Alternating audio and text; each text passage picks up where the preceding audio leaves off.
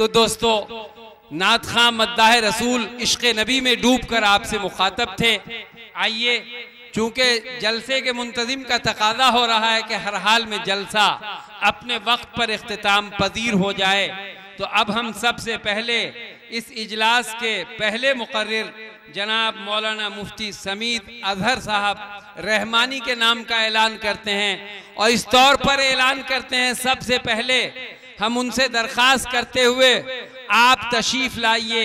और आप मनफात एक है इस कौम की, नुकसान भी एक ही सबका नबी, दीन भी, ईमान भी एक, हरम पाक भी, अल्लाह भी, कुरान भी एक।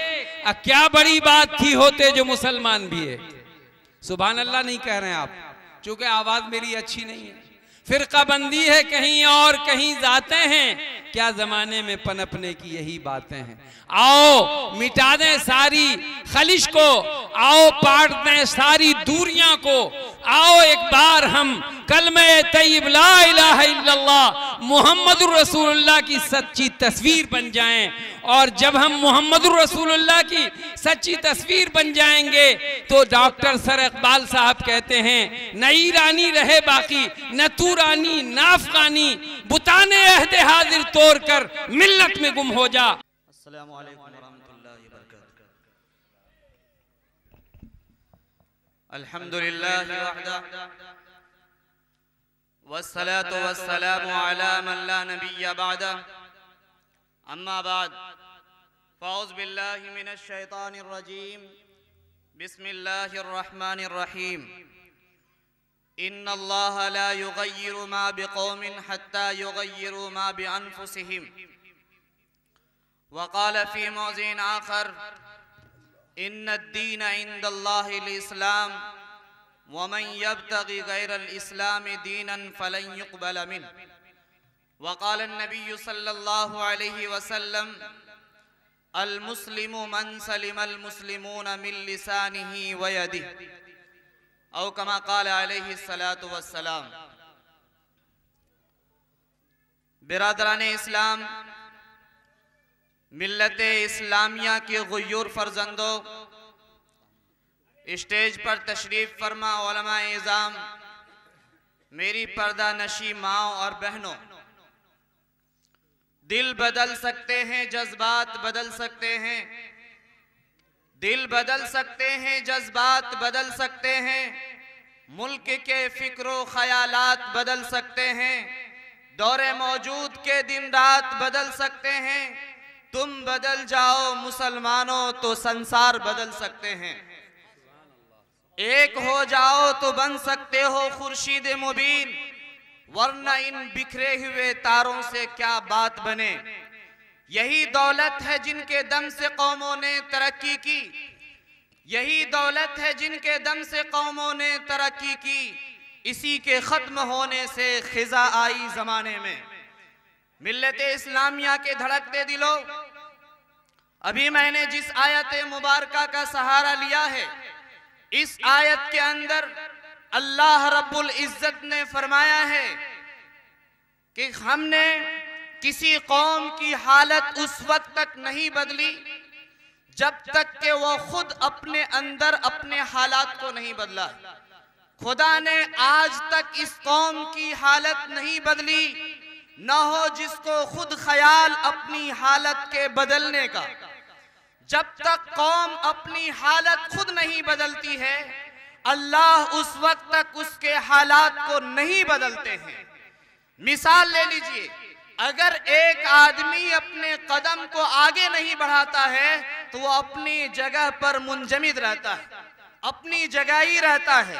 लिहाजा कौमों के तखय्युलात और उनके परवाज के मुताबिक अल्लाह ताला उनको समरात अता फरमाते हैं, अल्लाह उनको फल अता करते हैं। जैसे कि आप लोगों ने मेहनत की और बच्चों को पढ़ने के लिए भेजा, तो आपके इमाम साहब ने बच्चों को इस लायक बनाया कि वो आपके सामने नात भी पढ़ रहा है, तिलावत भी करता है और हर प्रोग्राम आपके सामने दे रहा है। अगर हम उसको अपनी हालत पर छोड़ देते और खेत को बंजर बना देते तो उस खेत से ना अनाज निकलता और ना उसमें किसी तरह की कोई खुशहाली आ सकती थी। तो लिहाजा हर महाज के ऊपर, हर मैदान के अंदर सबसे पहली शर्त है परवाज करना। ऊंची सोच, ऊंचे ख्यालात, ऊंचे तफक्कुर। जब सोच ऊंची होती है तो अल्लाह तबारक ताला उसी के एवज में नताइज भी अता फरमाते हैं, और जब सोच नीचे होता है तो लिहाजा उनके उसी हिसाब से उनको अता किया जाता है। बहरहाल हमने दूसरी आयत तिलावत की है, वह इन्ना दीना इंदल्लाहिल इस्लाम।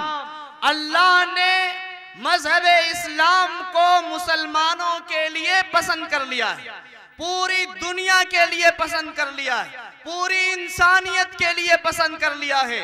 लिहाजा मजहब इस्लाम के ऊपर जो चलेगा, उनके रविश पर जो चलेगा, मजहब इस्लाम की जो इशाअत करेगा, मजहब इस्लाम के तरीके पर जो चलेगा, मजहब इस्लाम को जो अपने कड़ी में बांधेगा, मजहब इस्लाम के ऊपर जो जिंदगी गुजारेगा, अल्लाह ताला उसको कामयाब करेंगे। वमन यब्तगी गैरल इस्लामी दीना, और इस्लाम के अलावा अगर किसी दूसरे रास्ते को इख्तियार करेगा, किसी दूसरे रास्ते पर चलेगा, उनका समाज इस्लाम के मुताबिक नहीं हो सकता है, उनका कल्चर इस्लाम के मुताबिक नहीं हो सकता है, उनका रहन सहन इस्लाम के मुताबिक नहीं हो सकता है, और जो तरीका इस्लाम के खिलाफ हो उसमें कामयाबी नहीं, उसमें कामयाबी नहीं है। तो लिहाजा इन्ना दीना इंदल्लाहिल इस्लाम, अल्लाह ने मजहब इस्लाम को पसंद किया है।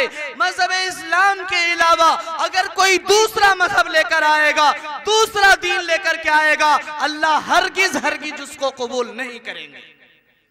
आज हम एक नजरिया पेश करते हैं, एक नजरिया पेश करते हैं, आपके सामने एक इनकलाब दिखा रहे हैं कि हमारे समाज के अंदर, मुस्लिम समाज में यहूदियों का टाइटल हमारे यहां कैसे आया है, यहूदियों का लिबास कैसे आया, यहूदियों का चेहरा कैसे आया, यहूदियों का लिबास कैसे आया, यहूदियों का रहन सहन कैसे आया, यहूदियों का हर चीज को हम कैसे पसंद करते चले गए।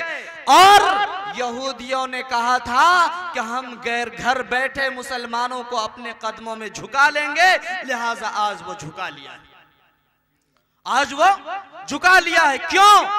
इसलिए कि हम मजहब इस्लाम की तालीम को पढ़ते नहीं, उसको समझने की कोशिश नहीं करते हैं।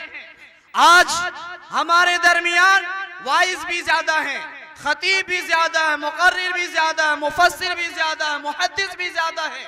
कल कुछ भी नहीं था तो हम इस्लाम के मुताबिक जिंदगी गुजार रहे थे, आज हर चीज हमारे सामने मौजूद है, और फिर हमारा चेहरा नबी के तरह नहीं है, हमारा लिबास नबी के तरह नहीं है, हमारा घरेलू जिंदगी नबी की जिंदगी के तरह नहीं है। आखिर इसकी वजह क्या है? आखिर इसकी वजह क्या है? जब नबी आखिरुज़्ज़मा जनाब मोहम्मद रसूलुल्लाह सल्लल्लाहु अलैहि वसल्लम रोज़ महशर में क़यामत के दिन अगर कह दिया कि ये मेरा नहीं है, तो उस वक्त हमारा हाल क्या होगा? उस वक्त हमारा क्या हाल होगा? उस वक्त हम कहां झांकेंगे? इसलिए मेरे भाइयों, उलमा जो आपको बताते हैं, ये आपके नजरों से पर्दा हटाने के लिए, हमारे दरमियान इनकलाब बर्पा करने के लिए, जिंदगी में तब्दीली पैदा करने के लिए है, जिंदगी में तब्दीली पैदा करने के लिए है। दूसरी बात, आज हमारे मुस्लिम समाजों का अक्सरियत कुरान को छोड़ रखा है, कुरान को छोड़ दिया है। पूरी दिन और पूरी रात गुजर जाती है, कुरान खोलकर हम नहीं देखते हैं, कुरान खोलकर नहीं देखते हैं। जो बच्चे मदरसा में पढ़ने के लिए आते हैं, वही बच्चे कुरान पढ़ते हैं, और घर के अंदर अक्सरियत मुसलमानों का कुरान पढ़ना छोड़ दिया है, कुरान से दूर चले गए। मैं आपसे सवाल करना चाहता हूं, रोज़े महशर में जब प्यारे नबी जनाबी मोहम्मद रसूलुल्लाह सल्लल्लाहु अलैहि वसल्लम सवाल करेंगे, या रब्बी इन्न कौमी इत्तखज़ू हाज़ल कुरान महजूरा, ए अल्लाह मेरे परवरदिगार आलम, यही मेरी कौम, यही मेरी उम्मती है जिन्होंने कुरान को छोड़ दिया था। क्या जवाब देंगे? अल्लाह के सामने क्या मुंह दिखाएंगे? नबी को कौन सा अमल पेश करेंगे? आज हम कुरान से दूर जा रहे हैं, अभी हजरत मौलाना अब्दुल मतीन साहब ने एक शेर आपके सामने पढ़ा था कि वो मुअज़्ज़ज़ थे जमाने में मुसलमान होकर और हम तखार हुए तारिके कुरान होकर। वो मुअज़्ज़ज़ थे जमाने में मुसलमान होकर, मुसलमानों के लिबास, मुसलमानों के आइडियल, मुसलमानों का नमूना उनके लिए सबसे बड़े फख्र की चीज थी, जिसकी वजह से मुसलमानों के शान को अल्लाह ने बढ़ाया था, मुसलमानों को पूरी दुनिया पर हुकूमत दी थी और मुसलमानों के गुलामी के तहत पूरा मुल्क था, जिसके लिए किसी शायर ने कहा तारे के फूल अपने थे, रात की रानी हमारी थी, यही वो सरजमी है जिस पे सुल्तानी हमारी थी, किसी आतंकवादी संगठन का सर नहीं उठा, हुदूद मुल्क में जब तक निगहबानी हमारी थी, जब तक हमारी निगहबानी 750-800 साल की थी, किसी दहशत गर्द का ये मजाल नहीं था कि कहीं पर जाकर के दंगा कराए, फसाद बर्पा करे, किसी की मंदिर को तोड़े, किसी की मस्जिद को तोड़े और कहीं पर फसाद बर्पा करे। लेकिन जब से हिंदुस्तान में फिरका परस्तों ने जन्म लिया, उस वक्त से मुसलमानों की रही सही सुकून चैन छिन गया। क्यों? इसलिए कि अल्लाह के इस पैगाम के तरफ हमने ज़हन नहीं दिया। अल्लाह ताला ने फरमाया व अंतुमुल आलौना इन कुंतुम मोमिनीन, ऐ मुसलमानों तुम ही सर बुलंद रहोगे और तुम्हारी ही कदमों के तले हुकूमतें होगी, तुम्हारे कदमों के तले सारी दुनिया की ठोकरें होगी, सारी दुनिया की जायदाद होंगे, लेकिन शर्त है कि तुम मुसलमान बनकर जिंदगी गुजारना। शर्त है तुम मुसलमान बनकर जिंदगी गुजारना। आज हम नाम के मुसलमान तो है, लेकिन अगर सर से पांव तक अगर देखा जाए तो बहुत ही कम क्वालिटी ऐसा नजर आता है कि मुसलमान की हमारी सिफत मौजूद है। आज किसी का जनाजा होता है, सदर हॉस्पिटल में अगर कोई मर जाए और हॉस्पिटल वाले कह दे कि एक जनाजा है, ले जाइए दफनाइए इसको, जनाजा पढ़ाइए, तो हम ये तलाश करते रहते हैं कि ये मुसलमान है कि हिंदू है। हमको शक होते रहता है किस चीज को देखकर हम पहचाने, कौन सी ऐसी चीज है जिस चीज को, जिस अलामत को, जिस निशानी को देखकर हम कहें कि ये मुसलमान है, लिहाजा इसको गुस्ल दिया जाए, जनाजा की नमाज पढ़ाया जाए और हमारे कब्रिस्तान में इसको दफन किया जाए। कौन सी ऐसी निशानी है? इसलिए मेरे भाइयों मैं तवज्जो दिलाना चाहता हूं इस बात की तरफ, क्योंकि हमारा ईमान है इस चीज की तरफ।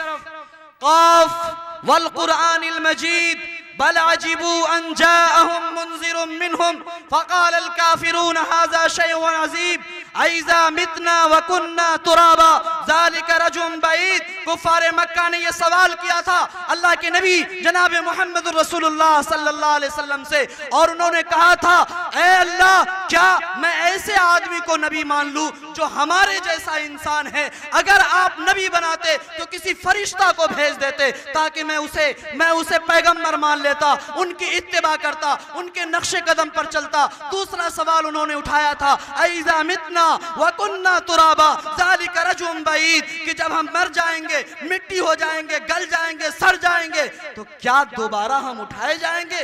दोबारा उठाना तो ये बहुत दूर की बात है, दोबारा उठाना बहुत दूर की बात है। अल्लाह तबारक तआला ने जवाब दिया सूरह क़ाफ के अंदर, खलक़स समावाति वल अर्ज़ फ़ी सित्तति अय्याम, खलक़स समावाति वल अर्ज़ व मा बैनहुमा फ़ी सित्तति अय्याम। हमने इतने बड़े आसमान और जमीन को और उसके दरमियान जितनी भी चीजें हैं सिर्फ 6 दिन में बनाया है। वमा मस्सना मिन लुगूब, हमें थकावट छुआ तक नहीं है, हमें थकावट छुआ तक नहीं। इतने बड़े आसमान, जिस आसमान के अंदर न कहीं जोड़ है, न कहीं पैवन है, न कहीं शिगाफ है, न किसी तरह की फटन है, कुछ भी नहीं है, न एक भी खंबा लगा हुआ है।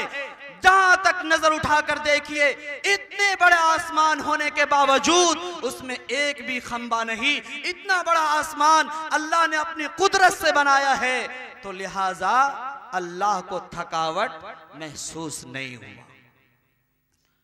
और अल्लाह ताला फरमाते हैं वअंज़लना मिनस समाई माअन मुबारकन फ़अंबतना बिही जन्नातिन व हब्बल हसीद, हम आसमान से बाबरकत पानी बरसाते हैं और उस पानी के जरिए से मरी हुई मुर्दा जमीन को दोबारा जिंदा करते हैं।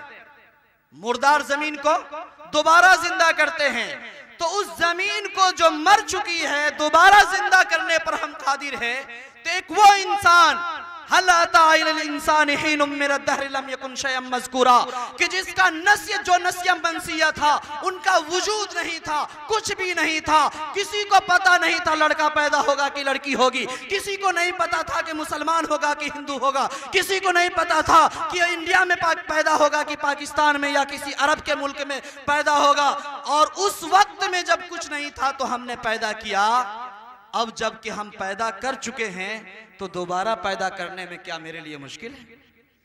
दोबारा पैदा करने में मेरे लिए क्या मुश्किल है?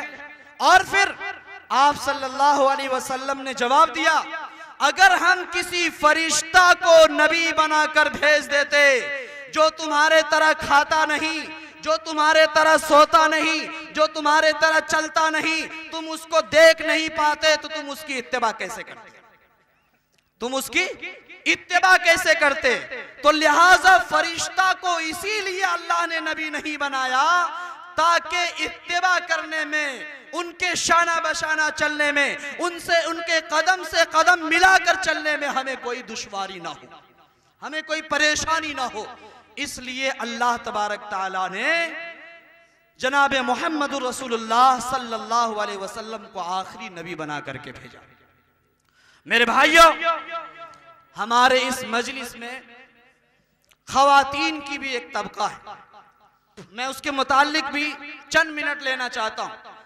अल्लाह के नबी सल्लल्लाहु अलैहि वसल्लम ने फरमाया कि औरतें नाशुक्री ज्यादा करती है और लान तान ज्यादा करती है, जिसकी वजह से वो जहन्नम में ज्यादा जाएगी। अल्लाह ताला कुरान के अंदर फरमाते हैं, वक़र्न फ़ी बुयूतिकुन्ना वला तबर्रजन तबर्रुजल जाहिलियतिल ऊला, कि ऐ औरतों की जमात, तुम अपने घरों में करार पकड़ करके रहो और ज़मानाए जाहिलियत की तरह बन सवर कर बाहर ना निकला करो। ज़मानाए जाहिलियत में बन सवर कर निकला ये औरतों का पेशा था, जिसकी वजह से उनकी बहू, उनकी बेटी, उनकी माएँ कोई महफूज नहीं थे, लिहाजा उनकी इज्जतों का जनाजा निकाला जा रहा था, उनकी इज्जतों का जनाजा निकाला जा रहा था और उनको इंसान मानने के लिए लोग तैयार नहीं थे, हैवान से भी बदतर समझते थे। अल्लाह ताला ने फरमाया, वक़र्न फ़ी बुयूतिकुन्ना वला तबर्रजन तबर्रुजल जाहिलियतिल ऊला वअक़िम्नस सलाह। औरतों को हुक्म दिया कि वो घरों में मालिका बन करके रहे और दूसरा काम क्या करे? वो नमाज कायम करे, वअक़िम्नस सलाह, नमाज कायम करे। अल्लाह ताला फरमाते, वइज़ा क़ील लहुम उरकऊ ला यरकऊन, जब उनसे कहा जाता है सजदा करने वालों के साथ सजदा करो तो वो सजदा नहीं करते। वाइलुन यौमइज़िल लिल मुकज़्ज़िबीन, ऐसे झुठलाने वालों के लिए बहुत बड़ी खराबी। यौम युक्शफ़ अन साक़िन व युदऊना इला सुजूद फला यस्ततिऊन, जिस दिन क़यामत कायम होगी, हश्र बर्पा होगा और सारे लोगों को जमीन से निकाल निकाल कर मैदान महशर में जमा करेंगे। यौम युक्शफ़ अन साक़िन, पिंडलियां सबकी खुली हुई होगी। उस दिन अल्लाह तबारक ताला फरिश्तों को हुक्म देंगे कि आप सब बंदी करो और लाइन लगाओ। वयुदऊना इला सुजूद, जब सब बंदी हो जाएगी अल्लाह ताला फरमाएंगे, आओ अब मेरे सामने सजदा करके दिखाओ, अब मेरे सामने सजदा करके दिखाओ। मैं आपसे पूछना चाहता हूं, कयामत के दिन सबसे पहला सवाल किस चीज का होगा जी? कयामत के दिन सबसे पहला सवाल किस चीज का होगा? अव्वलु मा युहासबु बिहिल अब्दु यौमल क़ियामा, कयामत के दिन सबसे पहला सवाल नमाज का होगा। किस चीज का?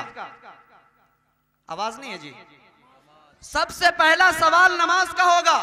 वयुदऊना इला सुजूद, और अल्लाह ताला डंगे की चोट लोगों को मुखातब करेंगे और फरमाएंगे, वयुदऊना इला सुजूद, आओ मेरे सामने सजदा करके दिखाओ। सजदा करने वाले नहीं सजदा करेंगे। गिलास है, उसमें हम दूध भर के रखे हैं, पानी निकलेगा उससे, क्या निकलेगा जी? अरे गिलास में दूध भरे हैं तो उससे पानी निकलेगा कि दूध निकलेगा? दूध निकलेगा। और हम यहां पर सजदा किए हैं, हम नमाज पढ़े हैं, अल्लाह को राजी किए हैं, अल्लाह से लो लगाए हैं, अल्लाह के सामने गिरियाजारी किए हैं, अल्लाह को एक माने हैं और अल्लाह को हर चीज समझकर अल्लाह के सामने सजदा बसुजूद हुए हैं, तो लिहाजा हम सजदे में गिर जाएंगे। अगर हमने ऐसा नहीं किया तो फला यस्ततीऊन, सजदा करने की ताकत नहीं रखेगा, सजदा करने की ताकत वो नहीं रखेगा। फला यस्ततीऊन, वो सजदा नहीं कर पाएगा, लिहाजा बेनमाजी खड़ा रहेगा और अल्लाह ताला फरिश्तों को हुक्म देंगे, खुजूहु फगुल्लू सुम्मल जहीम सल्लू सुम्मा फी सिलसिलतिन ज़रउहा सबूना ज़िरान फस्लुकू, कि 70 गज जंजीरों से इनको पकड़कर जकड़ दो और उसके बाद मुंह के बल घिसेट कर इसको जहन्नम में डालो, मुंह के बल घिसेट कर इसको जहन्नम में डालो। हजरत मुआज़ इब्न जबल रज़ी अल्लाह ताला अन्हु आप सल्लल्लाहु अलैहि वसल्लम के पास तशरीफ लाए और पूछा, यौम युनफ़क़ु फ़िस्सूरी फ़तातूना अफ़वाजा, जिस दिन क़यामत कायम होगी लोग जमात दर जमात अल्लाह के सामने आ रहे होंगे, या रसूल अल्लाह लोग किस तरह से जमात दर जमात बनकर आएंगे? आप सल्लल्लाहु अलैहि वसल्लम इस सवाल के करने पर इतना रोए कि दाढ़ी मुबारक आंसुओं से तर हो गई। आपने कहा कि ऐ मुआज़, तुमने बहुत बड़ी चीज का सवाल किया, बहुत बड़ी चीज का सवाल किया है। फिर आपने फरमाया कि सबसे पहली जमात जो अल्लाह के सामने में आएगी उनका चेहरा बदल जाएगा, उनका चेहरा बदल जाएगा, हश्र में कैफियत सारी खुल जाएगी, बेनमाजी की सूरत बदल जाएगी, बेनमाजी अल्लाह के सामने खड़ा होगा, बिल्कुल सियाह उनका चेहरा होगा, पूरे बदन उनका सियाह होंगे और उनके चेहरे की सियाही से ये समझा जाएगा, उनके पेशानी के निशानी से ये समझा जाएगा कि ये बेनमाजी था, ये अल्लाह के इताअत गुजार नहीं था, ये रसूलुल्लाह की पैरवी करने वाला नहीं था, ये सिर्फ नाम का मुसलमान था। लिहाजा इस चेहरे की निशानी की वजह से, चेहरे की कालापन होने की वजह से अल्लाह के नबी सल्लल्लाहु अलैहि वसल्लम फरमाते हैं कि सबसे पहली जमात जो अल्लाह के सामने में आएगी उनका चेहरा सुगर से भी ज्यादा बदतर होगा। सबसे बदतरीन अल्लाह ने सुगर को बनाया है मखलूक में, उनसे भी ज्यादा बदतरीन बेनमाजियों की सूरत होगी। और उसके बाद अल्लाह के नबी सल्लल्लाहु अलैहि वसल्लम ने हजरत मुआज़ इब्न जबल ने पूछा, आपने जवाब दिया कि ऐ मुआज़, सबसे पहली जमात जो अल्लाह के सामने आने वाली होगी वो बेनमाजियों की जमात होगी। कौन होगी वो? बेनमाजियों की जमात होगी। नमाज आज से पढ़ेंगे ना पाबंदी से? कहां हाथ उठ रहा भाई? जो नमाज पढ़ रहे वो भी उठाइए बरकतन इंशाअल्लाह। अगर फजर की नमाज में आप लोग हो जाएंगे सब शरीक, तो अल्लाह ताला की रहमतें ऐसे नाजिल होगी जैसे मक्का और मदीना पर नाजिल होती है, और आपसे फरिश्ता भी मुसाफा करने के लिए आएंगे। आपकी जिंदगी में बरकत होगी, आपके लिए रहमत का नुज़ूल होगा और आपकी जिंदगी में अल्लाह ऐसी खुशहाली को मुकद्दर करेंगे कि परेशानी और मुसीबतों से आप बच के रहेंगे, परेशानियों से मुसीबतों से आप बच करके रहेंगे। तो लिहाजा वाक़िमना सलाह, और दूसरा हुक्म अल्लाह ने दिया व आतीना ज़का, वो अपने माल की ज़कात दिया करे। किनको मुखातब किया अल्लाह ताला? औरतों को, क्योंकि उनकी जबान की लग़ज़िश की वजह से। अभी एक मुकालमा हुआ था आपके सामने, सास और बहू की, सास और बहू का मुकालमा हुआ ना, इसमें क्या इबरत दिया गया? हम अपने समाज में किसी की बेटी को बीवी बनाकर लाते हैं तो हम उसको बीवी नहीं समझते, हम किसी की बेटी को बेटी नहीं समझते, बल्कि घर का नौकरानी समझते हैं, घर की नौकरानी समझते हैं। ये सारे घरों की बात नहीं है, लेकिन अक्सर घरों की बात है। अगर बीवी के पेट में भी दर्द हो, किसी तरह की परेशानियां हो, तो घर के कोई भी फर्द काम करने के लिए नहीं जाएंगे। क्यों? इसलिए कि हमने नौकर को बना करके लाया, हर हाल में वो काम करेगी, हर हाल में वो काम करेगी। तो लिहाजा काम करने की वजह से ऐसी नौबत आ जाती है कि फिर वो